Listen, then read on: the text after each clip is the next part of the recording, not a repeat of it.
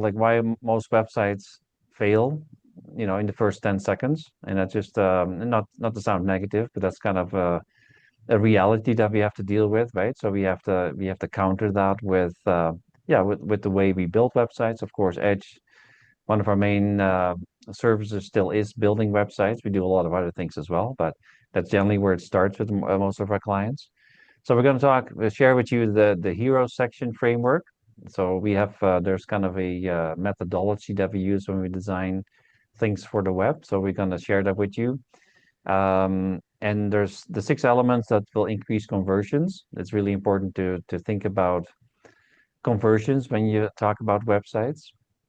Like having like hundreds or thousands of visitors to your website is great. It's a good indication that you're showing up. But ultimately, you're looking for conversions. You're looking for people to actually do something on your website that they can identify themselves, so you can work with them later on, building a relationship, and that takes time sometimes. There's some technical stuff that we're going to talk about now. We're gonna Robert. You have to promise you can keep it very simple, right? Like I non-technical terms. will. Okay. Robert promised that he'll use just not, common language. And then, yeah, some practical things that you can actually implement on your website if you have access to it. And yeah, by the end of this webinar, you have some useful tools, hopefully, to either update some of the things on your website, or even talk to your web developer to actually do that for you. So with that, I'm gonna give the microphone now to Robert, and so let's just have a conversation about what some of these things mean. So, Yeah, go ahead. absolutely. Thanks, Peter. Yeah, so appreciate the opportunity here just to kind of touch base and talk about, how to what we're talking all about here is the first 10 seconds, and why we wanted to focus on the first 10 seconds is that's your window of opportunity to really capture someone's attention. It's to engage and also give them the information they need. So the brutal truth is that we find when we talk with a lot of clients is, they'll say we built a new website, but people aren't necessarily converting, or we want more sales. How do we go about that? Instead of jumping right into a campaign, we kind of tie it back to your storefront, if you will, online, or the first place people will go after they talk to you, for example, Mark, which is your website. They want to just check out to make sure it lines up. And most websites we find don't fail because they look bad or they're outdated. It can be a part of it. But we find most of the time they fail because they're just not clear, or they don't clearly outline the problem that you're solving for the customer. So what are they ultimately looking for in the first 10 seconds is subconsciously they're asking themselves, is this website or the product they're offering or service, is it for me? Does it help solve my problem? Does the information, do I trust it? Does it line up with the people I've talked to, or other information I've researched online, or the competition, for example? And what are the next steps I need to take? Is it a clear path forward to lead them to success, or is it kind of leave them hanging where they have to do their own problem solving? And that's not really something they want to do. They don't want to figure it out themselves. People scan. I like myself, you don't necessarily read it. You quickly scan over a website and look for key pieces of information that help you move the pylon forward to help solve your problem, right?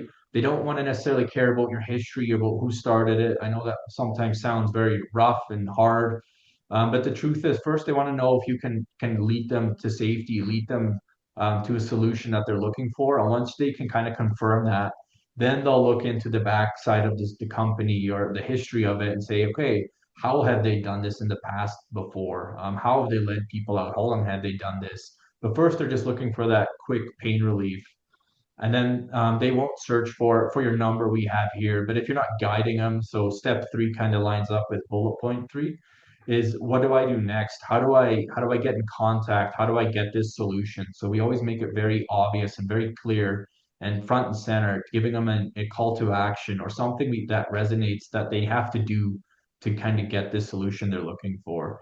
So ultimately, they're trying to decide if you're relevant, if the website that they landed on is going to help them in their next stage or help them out. So that's the brutal truth with most websites that we find. So what's the problem here that we're trying to solve? So we say 10 seconds. So an average bounce we say is under 10, 8 seconds on average. So a bounce is just a fun way of saying people that click on your website and then leave if they can't find what they're looking for. So they're making a quick split decision. Do I stay or do I leave? And if I stay, is the information on the website, does it kind of give more value to what I'm looking to do? Does it give direction? Does it help solve my problem again? So how do we kind of solve this in 10 seconds? So we recommend they're looking for who are you? So first and foremost, and that's not about your history, it's about who are you and what problem do you solve for them? And again, reiterating what are the next steps. So that's the main problem we're trying to solve in the first 10 seconds when they land on your website. And then how do we create that? So that, and then how do we solve that problem for them? So here's the solution. So if you land on a website, if it's any website, usually the hero section, it's called, it's the big area at the very top. And we want to make that the most positive impression or most positive experience as possible and answer those burning questions that a lot of people have in the back of their mind.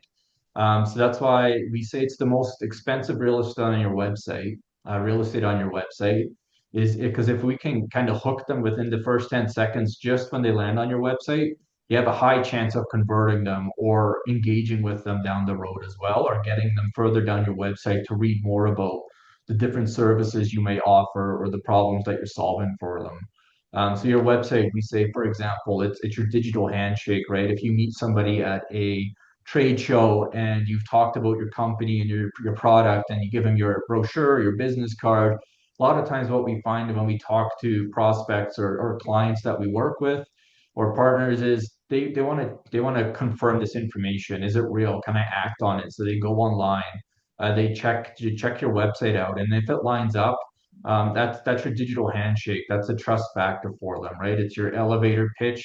It's again your 10-second window to kind of tell them who you are, what problems you solve, what solutions you provide, and then ultimately, how you call them to action. So it's that's the main solution we want to solve with the hero section of the website, and that's why we also call it the hero section. So this is the six-step framework we're going to be looking at today. It's a very simple, broken down approach with some visuals as well. So the strategic homepage layout, how should we structure a homepage? And that's all we're going to be talking about today. It's not about the whole website. It's not even about the homepage itself as you scroll down. It's just the first window, the first thing you see when you click on a link and it opens up. And that's what we want to capture. That's how we want to optimize for today, and that's what we're going to give our attention to. So it's the layout, navigation. So what are the menu items look like? Do you have a strong marketing message? And Katie, our content specialist, will also touch on this a little bit as well, provide some insights and tips there. Your call to action placement is very important as well. And we'll dive a little bit into that too. Your visual design elements. So, make sure it's still aesthetically up to date and matches the modern trends or expectations, what people see when they land on websites nowadays. And then we'll also touch a little bit on technical, but the top five are the main ones that you can actually probably implement yourself today or look at doing yourself or just reviewing after we're done this call to see, hey, these are some changes I would like to implement or I can implement and make some improvements on my site instantaneously. So step one, the strategic homepage layout, so logo placement. So a lot of times when we talk with clients, we actually look at the logo placement, make sure it's clear and it's on the right of your website. And there is a reason for that. There's a strategic rationale behind it. And I'll show you that on the next slide. It's a lot of people actually have a Z pattern when reading or scanning. So we always want to make sure the logo is the first thing they see and then make sure it's very clear. So if you have a very nice logo, work with your local designer or design team to make sure it's not too small or not too big, and it's also very clear to read. So if it needs to change to like a single color or multicolor, you work at that as well because building brand trust and brand recognition is big. So that is one large portion of it. Navigation menu structure. So we don't want to overwhelm people. A lot of times when we work with different clients or different companies. They have all these great services and products, and they want to highlight all of them, as you should. But the one thing we want to do is we don't want to confuse people. We want to keep people as we want to keep the website as organized as possible and guide visitors to the main areas that are going to drive most of the sales or most of the conversions. So sometimes we look at, okay, how do we restructure all the different services that you have under one section on the menu, for example? So usually we say we keep it to about 4 to 5 at tops, just because it keeps it nice and clean and organized. Hero message, once again, want that right in the center. And there's a couple reasons for that. It's where your eyes are generally drawn to right away when you look at a screen, but then also for different devices like mobile or tablets. If it's configured differently, your messaging is always center. And one thing we always say is if your logo isn't there, can somebody still figure out what your website is about, for example? Is the messaging still clear enough that I can understand within the first 10 seconds, this is the problems that you provide solutions to. And then we have the primary call to action. So make it easy and accessible. So, what do you want somebody to do? Is it a call? Is it fill out a form? And then we'll kind of expand on that, the secondary call to action. So if somebody isn't quite ready to act yet, how else can you engage with them so they don't just leave the website if they don't necessarily aren't ready or feel like it's too big of a hurdle to make a call right away? And then supporting visual elements. A lot of websites now, and it's an ongoing trajectory of where we're seeing how websites go. A lot of people visit websites on mobile. We say it's about a 65 to 70% ratio. So make sure it's visually easy to navigate. Make sure it's clear, readable, and even the images on there are very crisp and high quality. Just because people again look for that component of trust and make sure that your website kind of reflects your storefront online as you would your local shop as well. So here's the Z pattern. So here's an example of a website we actually very recently just launched, um, Terrasano. So as you can see, we started with the logo and then we kind of kept the menu only to 3 items, even though Katie, you can maybe speak on it. They probably have 10 plus different services when you break it all down. But we wanted to keep it as clear, as concise as possible. Then we have a call to action, which is inquire. And you can see we have that in 2 spots on the website, on the homepage alone, when you land on it. So it really gives a clear indicator what we want people to do. We're not shy about it. We're quite bold. And hey, if you want to do business with Terrasano, if you want your problem solved, and for this case, it would be, you know, um, you know, with fast compliant closures for oil and gas, right? This is where you go. This is for how you get a hold of Terrasano. And then for secondary for them, they were heavily looking for careers or hiring people. So you can see the careers as a secondary call to action for them. But you can see it goes from left, the logo, call to action, goes down the middle, your marketing message, and then we try to close it off again with a call to action. And we complemented that with some strong visuals to kind of complement and tie it all together. So step two, navigation and site menu. So make the information easy to find. So when we say sticky header navigation, it's just a term. So when you scroll down on a website, the main section, so the main menu is always clear. It's always there. It doesn't leave. So it always has the services, about, contact, and the call to action. It doesn't matter if you scroll past the hero section, right? If you're halfway down the page, the menu is still there. Again, we say keep the menu items to 5 to 6 maximum. I said a little bit shorter earlier. It can fluctuate a little bit, but keep it short. Don't stuff it full with 10 different items where it gets too diluted and you start to over share information and then people lose it. Right? We always say the ideal people like to choose, but they also like to be guided. So if you can keep it simple and kind of guide them through their experience, that's the best scenario. And then use clear descriptive labels. So that's a very important one. So don't try to get marketing creative or try to get too smart with it. Be honest, be very sometimes a little bit boring with it, but be clear. The clearer, the better. If visitors can't find it, they're most likely to leave. So make sure you just stay true to what you're offering and what the solution is. And then again, include a primary call to action button in that navigation, especially if it's sticky, it always goes with them. So it always gives them a good indicator of what you need to do to reach out or collaborate with your company. And then step three is your marketing message. So this is, we call it your one-liner. It's ultimately your elevator pitch, or it's what you offer in a very simple, clear, single sentence, ultimately, hence the one-liner. It defines what you offer, it identifies the problem and that you solve, and it states the result they're going to get. So it also gives them an outlook. If they do business with you, this is the result you're going to get, or this is the success story you're going to be living if they contact you or inquire, for example. And then keep it short. Again, keep it so I can scan it, right? I don't want to necessarily read it. I just want to scan it within the first 10 seconds and I kind of get all of that information. So yeah, I can then kind of exchange understand this in 5 seconds. So Katie, do you have anything from your end that from your experience that you could add to that?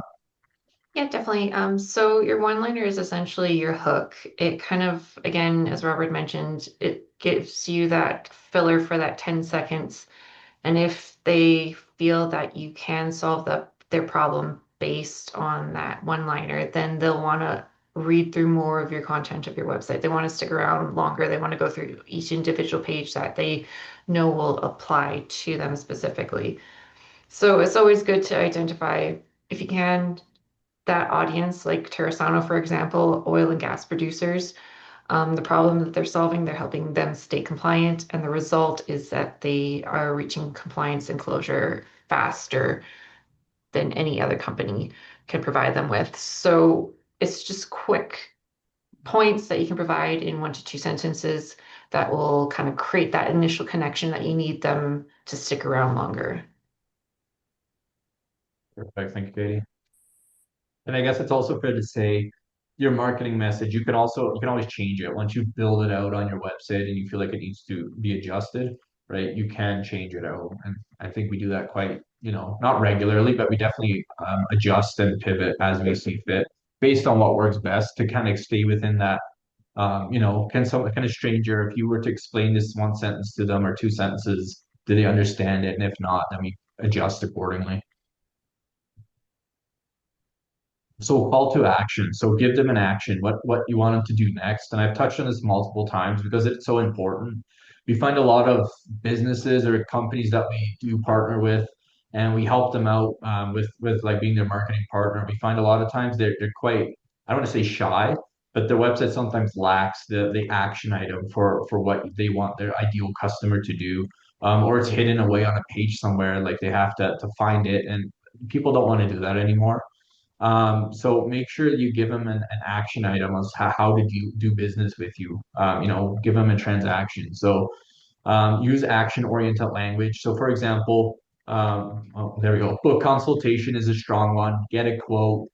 Check out now. These are things that move the pylon forward.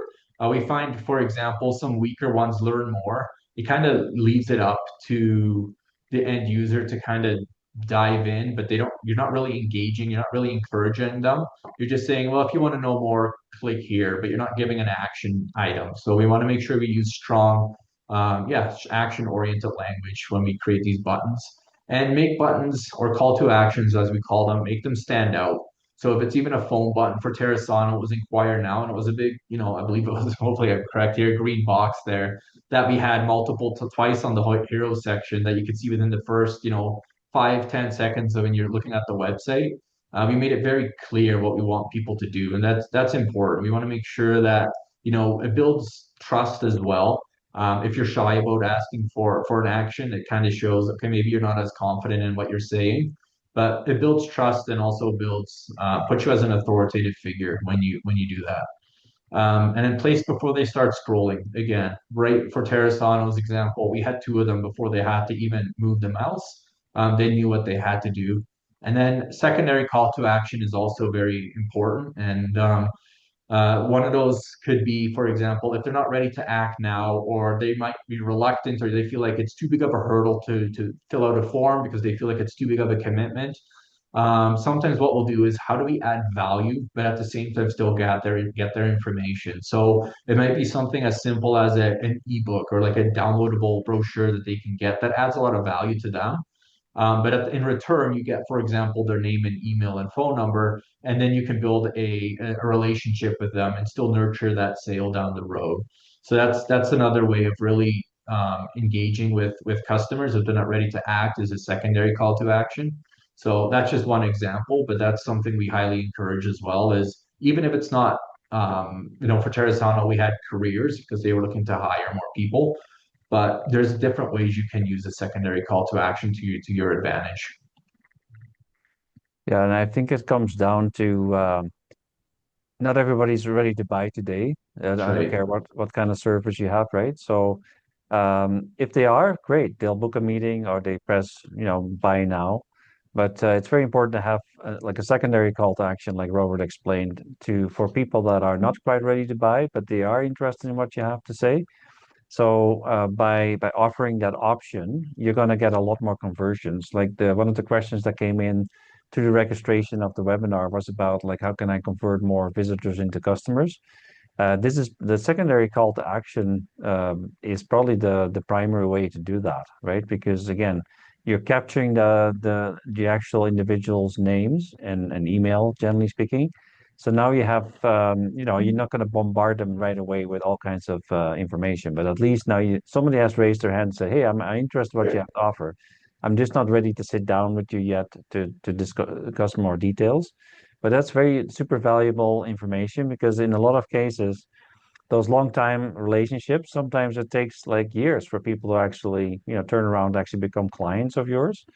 But if you don't keep in touch with them, it's just really hard. It's amazing how quickly people forget about you. So thanks for Yeah. clarifying that, Robert. No, thank you, Peter. And I think to kind of touch on that, when you capture that information, even from your primary, but the secondary, if you utilize that for future marketing cases, again, for example, if you're going to do a email marketing campaign down the road, or even, you're going to do social media, you can actually utilize those contacts and they've given you permission, right? Because they've reached out to you, and email them down the road. So if you build a list up of 50 different customers, now you have a really strong case for low hanging fruit, if you will, to do email marketing and engage with them again. And I think we see that even in our Christmas card emails, Peter, if I'm not mistaken. People utilizing it, coming back to it, and then half a year later they use it as our primary touch point. Yeah, it used to be a Christmas email because that was the only email we would send. But that's before we actually started actively Yeah, marketing to our tribe. But now, yeah, it could be a Christmas email. It could be just one of these webinar invites. People go yeah, like, "Yeah, I need to do something." Uh, I was reminded last month that these guys are still around, and I'm just going to reply to this email and say, "Hey, we need to talk." So yeah, very true. awesome. And then step five is design consideration. So we still this is still an important part of it. We don't want to take any value away from this, but we wanted to first touch on the first 4 points because it really people scan websites first. So if we can highlight those and get that cleared up and make it very obvious what you do, then you can kind of complement that with the visual representation of who you are and what you offer. So, minimalist, clean layouts, you can still be very creative with that. It's just because more people use phones for searching for information nowadays, it just gives you a little bit less real estate. So we just say keep it minimalist, keep it clean, because people want to make sure that when they land on a website, they don't have to pinch or zoom or find information hard to read on like different color backgrounds, for example. So we always say keep it organized and keep it easy and accessible for people to quickly get the information they're looking for. High quality photos, we always encourage that as well, especially today when lot of internet is quickly loads in high quality content. It used to be a couple years back even you would kind of restrict that a little bit. Now we would say don't be afraid to use high quality photos. Make sure it's optimized, and we'll touch that on step six. But don't be afraid to focus on getting professional photography done. People definitely notice a difference if you use stock photography versus like professional photography of your local equipment in the field, or widgets that you're selling, for example, or your services that you're providing. And with photos, again, don't have a storefront photo necessarily on the first page on your hero section, but again, either have a photo of the end result or happy customers utilizing your product or services, or for example, yourself, the team, you're working and showcasing your abilities. For example, if you have like large scale products or projects you can work on, don't be afraid to showcase that off. And quality over quantity, we would say.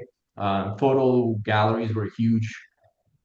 I would say they've definitely taken a step back, and high quality photos sprinkled throughout content or pages is more thought after now, than having large galleries, just because of how people navigate and how people scan websites. They don't necessarily spend a lot of time on them anymore, as they would in the past. Keep brand consistency, so that's always huge and important as well. So make sure that the layout, the look, the feel, the colors, if you have a logo, that it's the same size, the same, clarity. If it's on your truck, for example, it's on a brochure or your website, it's consistent. So if somebody talks to you again on the street or you hand them a business card, don't have blue and yellow on one and then have red and white on the website, for example. So keep consistency throughout all your marketing materials, especially on the website as well, because it just builds trust. It puts you as an authoritative figure again, and brand consistency is how you build loyalty as well. So just keep people coming back to you, and when they do see those colors or that logo, they're instantly reminded of what you do and what problems you help solve. And then we say easy to read fonts. So we kind of complemented that. Don't have a whole variety of different fonts. Use one to two primary fonts throughout the website. Again, make sure it's easy to read. It's not on a, for example, yellow font on a black background where it's hard to read, but keep it minimalist, keep it clean, keep it organized. We say include white space. So white spaces, don't make sure you cram everything together. Have pictures and different everything layered together. Give it some space to breathe. It also gives it time for it to sink in. And it just, again, it gives it a clear, organized look and feel. And it gives a bit of a calming presence as well, which is people are looking for. So, and then going back to the authentic photos, we can always recommend that enough. Make sure that you just keep photos real, and don't try to necessarily look for, anything out of the ordinary. Just keep it authentic to you. And yeah, so overall, we want to make sure, and this is a big part of what we do at Edge as well, and when we work with clients, is just make sure everything you looks and is unified. It's well thought out, it's well presented, it's clear and organized.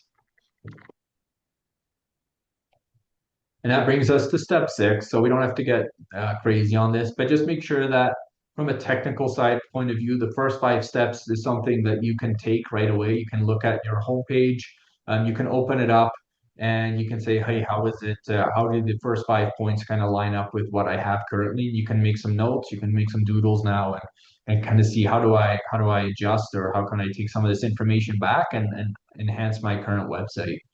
But step six is something you might want to consider as well, is does it make sure it loads properly on mobile, or different tablets or even TV screens nowadays, right? If it loads on a desktop, which we find, but then on a mobile device, for example, a photo is cut off, or content that you have to pinch and zoom in because it's not clear, the font is really small, or for example, the phone number, you can't click it. That's one of the biggest pet peeves I think a lot of customers have, is when they go on a mobile device and there's a phone number there, but they can't actually engage with it. So little things like that just adds to the user experience, and it just builds trust, and makes it easier for people to navigate and use your website. People don't want to use their own mental calories and remember or copy and paste a phone number and put it in the phone app. They just want to make it as easy and accessible for themselves. So again, it's guiding them through the process. And then make sure your website loads fast. So again, if what we found is from this statistic is 47 expect the site to load in under 2 seconds, 40% abandon after 3 seconds. So it just shows how quickly people move on, because they're just making sure that if they don't know who you are, they're just making sure that you are the right fit for them. And they probably have a couple other websites in their back pocket they're going to look at as well. But if it's just a bad experience right after start and it's not loading in, they're more likely just to leave right away. So making sure the website loads, at a healthy speed is always important.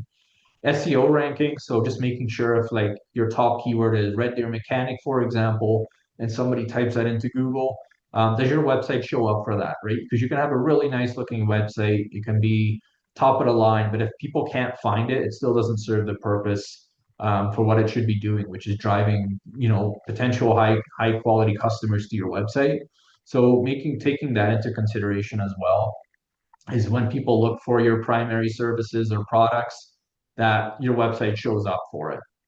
SSL certification, and Peter, I know this is an area maybe you can touch on a little bit as well, but it's just making sure it's an indicator where your website is approved, it's safe to browse, and people can actually access it. Did Yeah, I yeah, explain that yeah, correct? yeah. Like the non-technical explanation is, and most websites now have this certification built in to the hosting providers. There's still Google several years ago started to flag websites that don't have this installed. And it's Yeah, just a security certificate saying, hey, this is a legitimate website.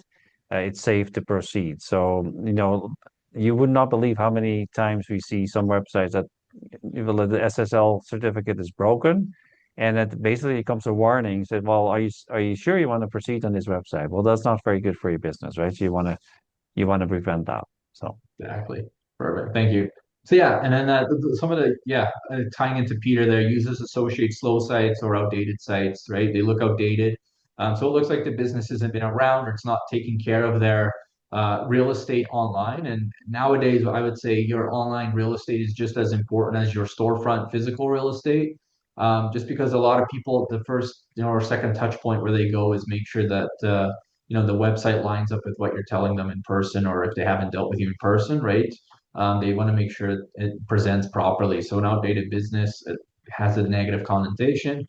Security risk again, so people take that into consideration as well when they go on websites. So if it doesn't have the SSL certification, people are getting more and more educated and aware about online safety and security risks. So it's definitely in the back of people's minds as they land on your website and it has that pop up, right?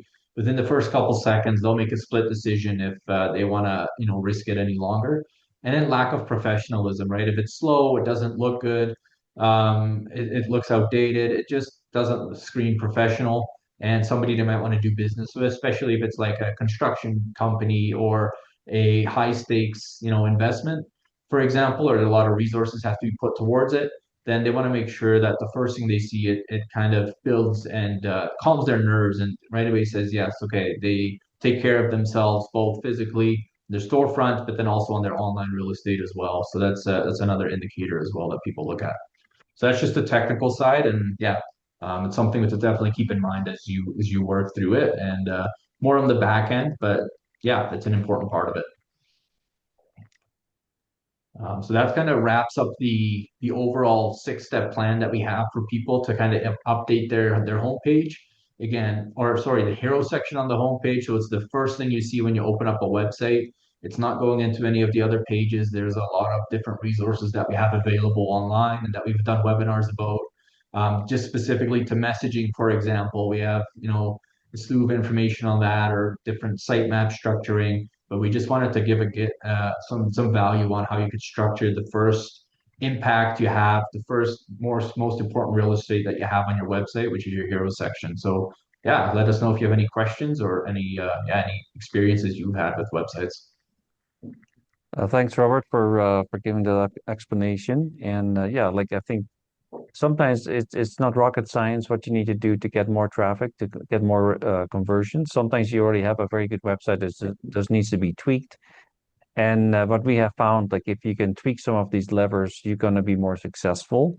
The other thing I guess we learned this morning is or this afternoon is that your website is still a very important part of your marketing strategy. If you don't have like a decent website that functions properly technically, the messaging is clear, the content on it is solid, you're not gonna you're not gonna be very successful with anything else you do in the form of marketing, such as social media, paid advertising on Google and Facebook and some of those things. So it's definitely one thing that every small business owner, every organization needs to be aware of. And before you do anything else, our recommendation is to fix some of these things first. Yeah.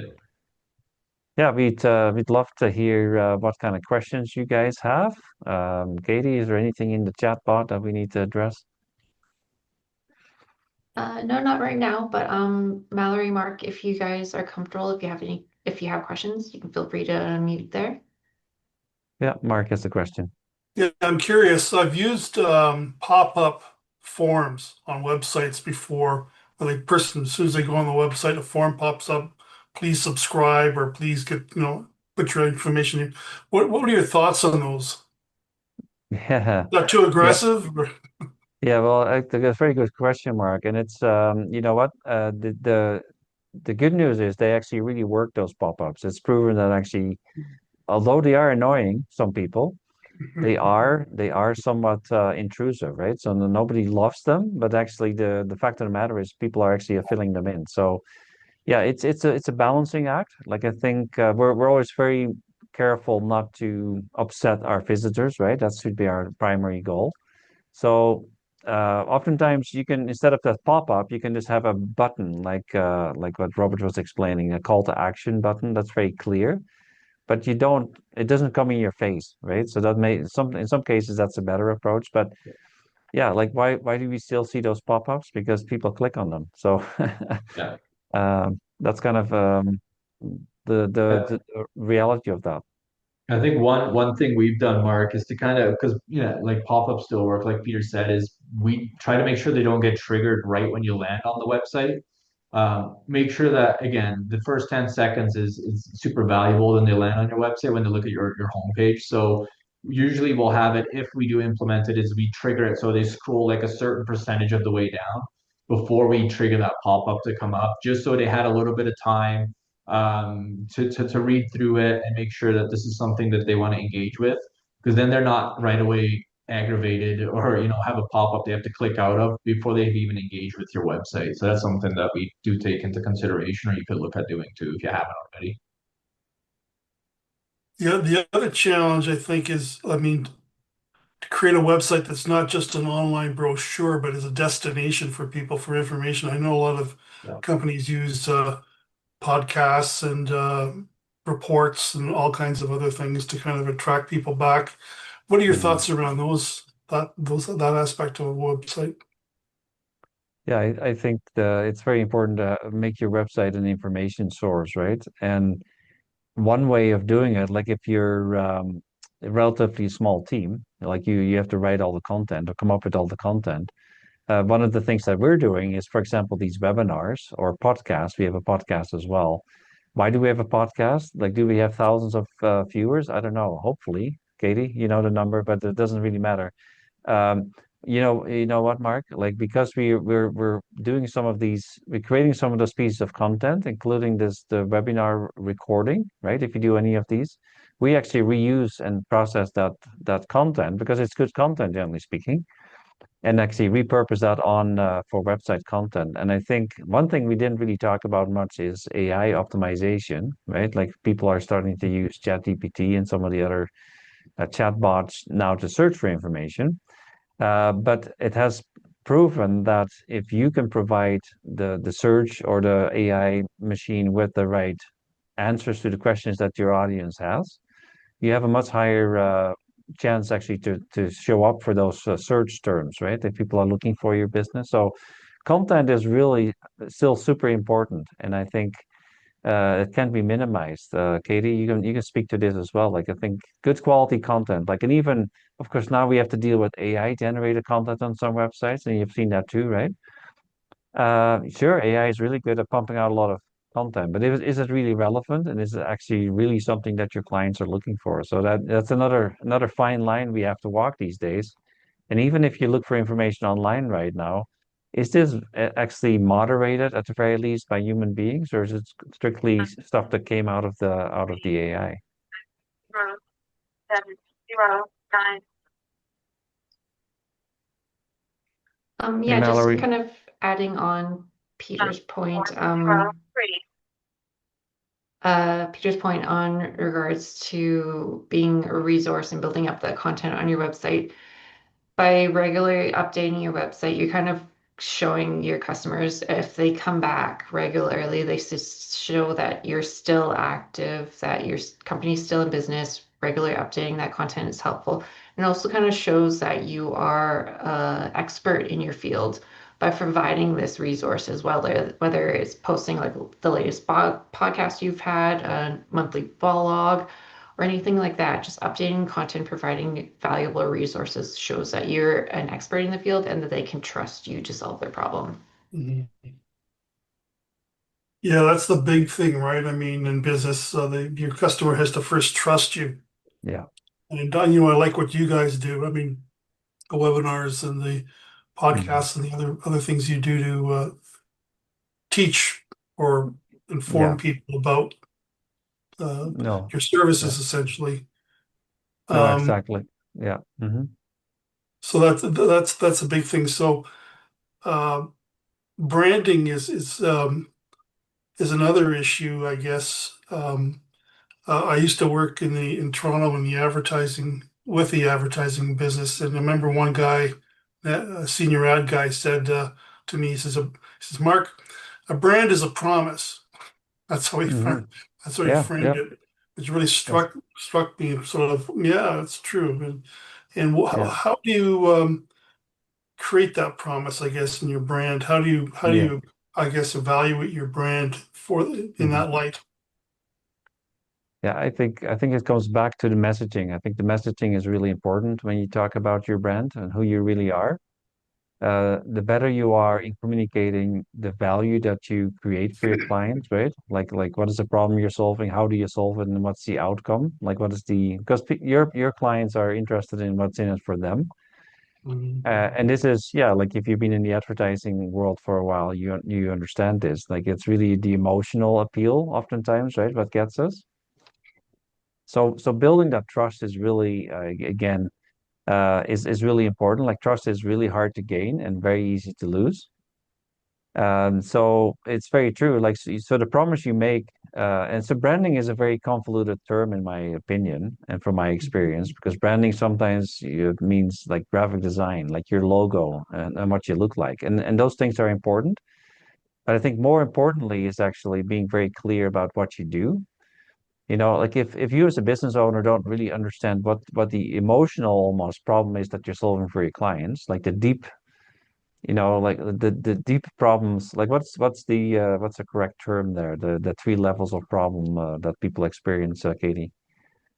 So the external problems, so what they're lacking, which is basically a product or service, the internal problem they're experiencing. So that's the emotion they get from that lack of external source. So frustration, confusion, disorganization, and then the philosophical problem, which is what is kind of tying back to the overarching, like what's wrong in the world Hmm.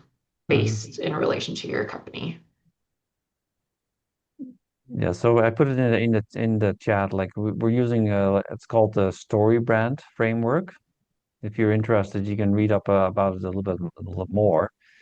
But basically, it's this whole philosophy of like why do people buy things, and it's oftentimes not so much the external problem that they are satisfying, is it's oftentimes more like a philosophical or internal problem they're satisfying. For example, you buy a vehicle, well, you can buy a Hyundai or you can buy a Mercedes, right? They're both modes of transportation. They basically do the same thing. But what would make somebody buy a Mercedes over a Hyundai? Um, it is the internal emotions. It's the status in this case, right? In a lot of cases, or yeah, they'll say one thing. They say, yeah, well, we buy Mercedes or Volvo because they're safe cars, and they are.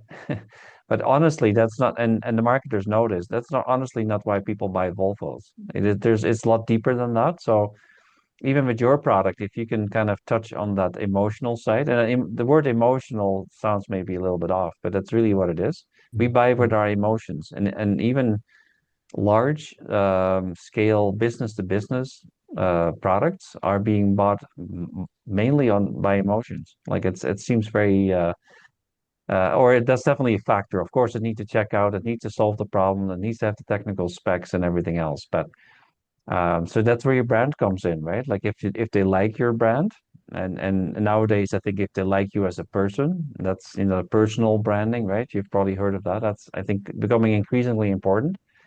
But nevertheless, like you're absolutely right. Like, what is the promise you're making to your clients, and do they trust that promise? And then have other people, have you delivered that same promise to other people successfully, right? That social proof. That's another really important factor that, yeah, we didn't really talk about it today too much, but that's generally in marketing, people just need to know what other people have done, right? It's basic psychology.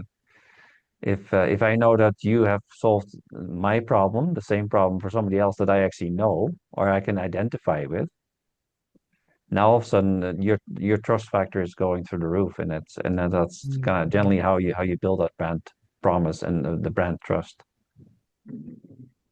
Great. Well, this has been a great presentation. It's given me a lot to think about. Certainly, it's given me a different perspective, a new perspective, certainly on Yeah. website design and so on. So, I really No, thank you. I'm glad you could make it. Yeah, appreciate it.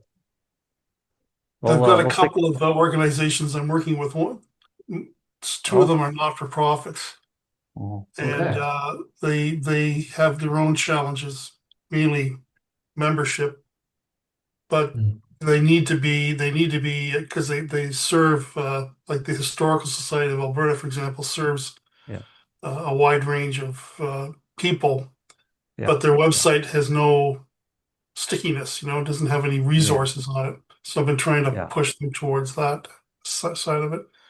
yeah. Yeah. No, the budgets are always an issue for not-for-profits, right? Well, for businesses too, by the way. But Mhm. yeah, there's only. But yeah, I think you see some really large charities, for example, like they're Mhm. not-for-profit organizations that do a really great job on their marketing. And I think it's really smart because they know that because invest a part of their proceeds or their budget into marketing, they keep growing their business, right? So not for profit, like the successful not for profits have a vision that marketing is actually important to them because Mhm. once you do your marketing well, you have more members, more impact, more influence, whatever your objectives are. The only way people can find out about it. And then again, the sad part is that your website is the first thing that people will see, right? So if that's not optimal, they may not take that next step of becoming a member. It's just all very, yeah, you need to, I think, even not-for-profits should really pay attention to these things. Mhm. Well, from a customer perspective, I mean, demographics comes into play in many cases. Yeah. How do you consider demographics when you're doing a web design? I mean, older customers like me are going to have some preferences in terms of how Mm. information is presented, but younger ones are going to have other preferences. Have you ever done any sort of evaluation of that? Yeah, absolutely. Like one of the first things we do when we start a website project is trying to find out who your ideal clients are, Hmm. right? Or audience, whatever your business is. And I think that has to do, and then the demographics are a factor of that for sure. Hmm. Sometimes a little hard to delineate between age categories. I mean, even across the different age categories, there's different preferences. I think some of the things that Robert talked about being very simplistic and very clear in how you design stuff, that's by far the best strategy right now because there's so much noise, there's so much coming at us that we actually appreciate a cleanly laid out piece of Hmm. literature or like a website, something that we can just that gives us some peace of mind to say, yeah, like it's really, really clear what this company's doing, and I don't have to spend too much energy thinking about it. So yeah, like if you serve like an older demographic, there's definitely certain design decisions that you could make specifically for that group.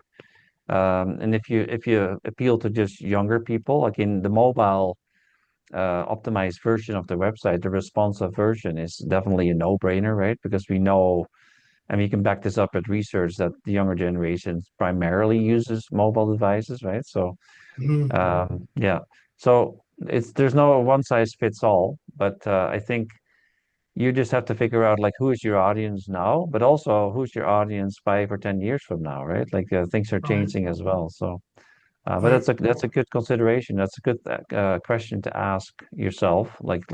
Who is our client and what are their preferences? What are they looking for? And I think Hmm. more and more now, if you look at the really large companies like the software platforms, even Google, if you look at their style of design, what they employ in all their websites and all their apps, it's extremely minimalist and Mhm. extremely easy to because they know as soon as we make this, too pretty or too complicated, people stop clicking at things. Right. What about the fluidity between the website and social media? Any suggestions there on how establishing it and maintaining it? Like content from your website being flowed over to Oh, uh, yeah. TikTok, Facebook, and so on. Well, absolutely, right? Like social media is really good at what we call like the top of the funnel, kind of Hmm. getting to people to know you, people that don't know you, that don't have never heard of your brand. Hmm. By all means, like I think Katie, you could maybe speak to this, but the social media content oftentimes derives from the core content pillars that we're already using for our clients, for example, right? So like instead of just reinventing content all the time, we're actually trying to reuse some of the stuff that's already there. And that also kind of creates some continuity between the different channels. I think it's super important, Mark, to be consistent, right? Because Hmm. even in your writing style, sometimes, like we have, for some clients, we have like a what do you call it, Katie? Like a style guide, basically, right? So we actually describe how this customer is speaking. So if multiple people work on content, it actually sounds like the client, and I think that's the consistency is so important, and that's why AI is a danger in some ways, right? Because if somebody starts to rely on AI too much, all of a sudden we go like, well, that's not how Peter talks. Like that's just and as soon as you get there, yes, you're creating content, but nobody really cares about it, right? So you gotta yeah, you gotta be really careful with that. Katie, you want to add to that at all? Yeah, definitely. So like even if you're creating any form of long form content, a blog post, a longer form video, you can take snippets from both of those to create both written content and video content as well. So it's kind of like you start with the big stuff and then break it down to kind of disperse through your different platforms. And that way you're not kind of trying to reinvent the wheel. You're keeping everything kind of consistent on and on point and Hmm. then everything's kind of a little easier for you as well. You're not having to like come up with a whole bunch of different ideas to fill up your social media calendar. You could just take snippets from those longer form content as well. Right. I guess that's a challenge for most organizations today. It's almost a full-time job for somebody to manage the social media side of things. No, that's Yeah. absolutely true. But like we always go back to the strategy behind it and why you're doing it. Hmm. So if you have a clear picture of what you're trying to achieve, and I think ultimately you want to direct people to your website because that's where conversions generally happen. But yeah, your social media strategy can be very, for some of our clients, it's very basic. They were not posting, they were posting zero, and now we're getting to once a week or maybe twice a week, which is not a Hmm. lot. But you know what? Like if people are searching for you on Facebook, if that's their platform of choice, now all of a sudden the last post from Mark was 1 week ago. I can live with that. I can think Mark is still alive and well, right? But if the last post of Mark was like 6 months ago, I start to wonder, like we start to wonder if this is still right. So that's kind of human nature. So we kind of help our clients solve that problem in a very simple way, in a way, by Hmm. just getting that baseline of social media presence established, and it's been successful. And then yeah, other things, other tools, and you notice you can advertise on Facebook as well instead of just constantly creating original content.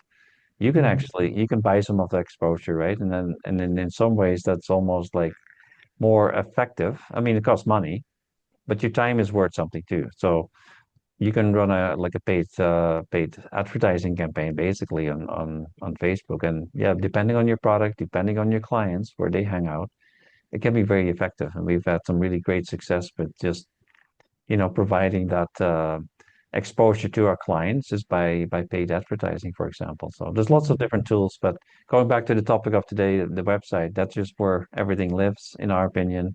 You want to get people to go to it. You want people to do something. You want them to take action. That's really important. And if they're not ready to take action, you want to have something there for them to consume, and ideally something that they have to identify themselves. Yeah, I'm kind of interested in what Mark has to offer, but I just don't really I'm not ready to sit down with them. It's just too big of a step, right? But if you start working more on those kind of people that have talked to you in the past but never came through as a client, that's actually a real valuable gold mine, I think, for a lot of organizations. Right.